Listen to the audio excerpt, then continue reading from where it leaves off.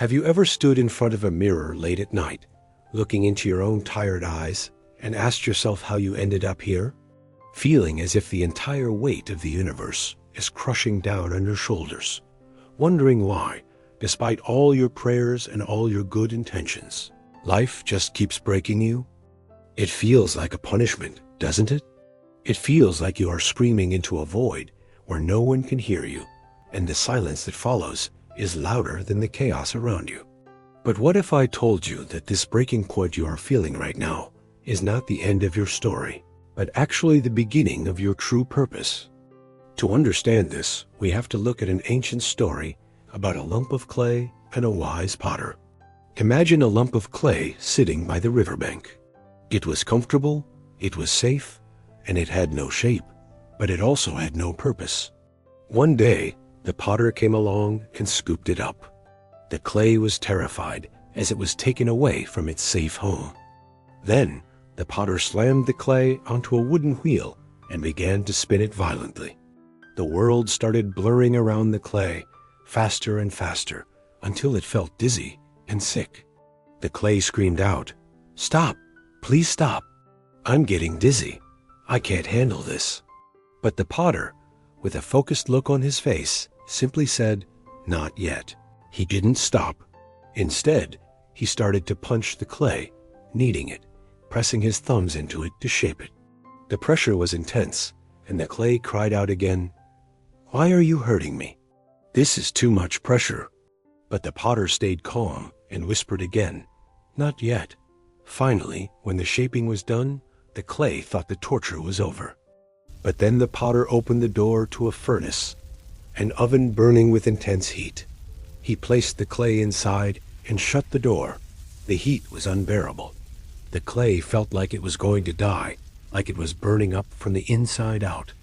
It banged on the door of the oven, screaming, "Master, you are killing me. I can't survive this fire. Let me out." But through the flames, the potter looked in and said gently, "Not yet." You see, the clay didn't understand that without the fire, it would remain weak. Without the heat, it could never hold water. It would just be mud. The fire wasn't there to destroy it. The fire was there to make it strong. Eventually, the heat stopped, the door opened, and the clay was taken out. It had become a beautiful, strong cup, a masterpiece. But the story doesn't end there, because life, like that cup, is fragile. Years went by, and one day, the cup fell from a high shelf and shattered onto the cold stone floor. It lay there in 100 jagged pieces. The cup thought, "This is it. I am finished. I was made, I was strong, but now I am broken beyond repair. I am useless garbage." It expected to be swept up and thrown away, but the master didn't bring a broom. He brought gold. In Japan, there is an art form called kintsugi. When a precious bowl or pot breaks, they don't hide the cracks, and they don't throw the object away. Instead, they heal the pieces back together using liquid gold.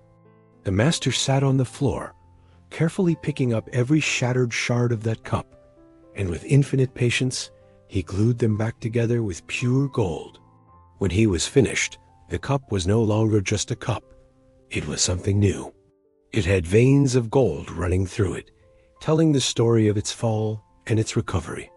It was now more valuable, more beautiful, and stronger than it had ever been when it was perfect. The gold didn't hide the scars. It highlighted them. Now look at your own life. You are that clay.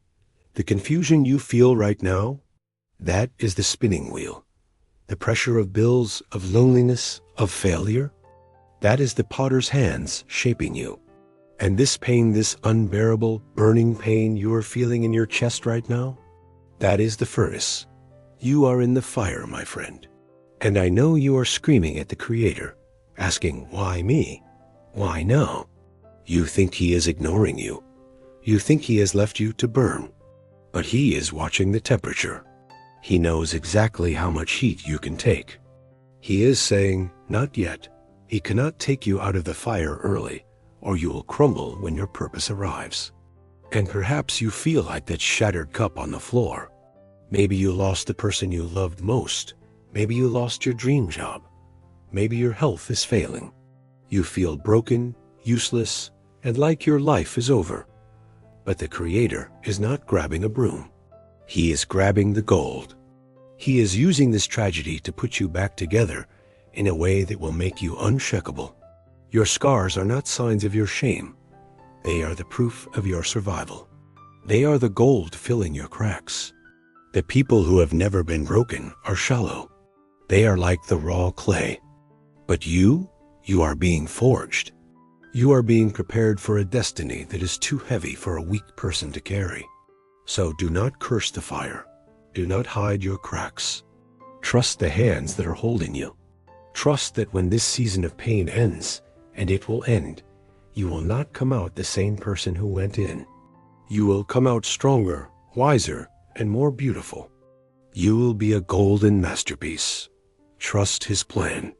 If you're going through a difficult time, please remember that you're not alone and support is available.